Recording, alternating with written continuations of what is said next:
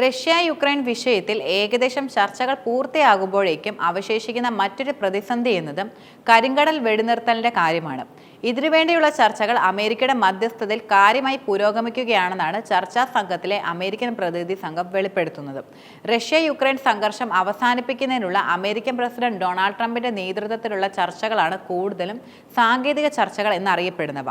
White House national security കൗൺസിലിലെ senior director Andrew പിക്കും state ഡിപ്പാർട്ട്മെന്റിലെ മുതിർന്ന ഉദ്യോഗസ്ഥനായ മൈക്കൽ ആന്റണുമാണ് അമേരിക്കയുടെ പക്ഷത്തെ പ്രധാനമായിട്ടും നയിക്കുന്നതെന്നാണ് പുറത്തുവരുന്ന വിവരങ്ങളും.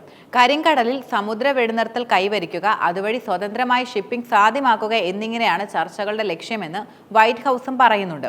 അമേരിക്ക, റഷ്യ, യുക്രൈൻ പ്രതിനിധികൾ റിയാദിലെ ഒരു കേന്ദ്രത്തിൽ ഒത്തുകൂടിയതായി വൈറ്റ് ഹൗസ് ദേശീയ സുരക്ഷാ ഉപദേഷ്ടാവ് മൈക്ക് വാട്സ് CBSന്റെ ഫേസ് ദി നേഷൻ എന്ന പരിപാടിയിൽ പറഞ്ഞിരുന്നു.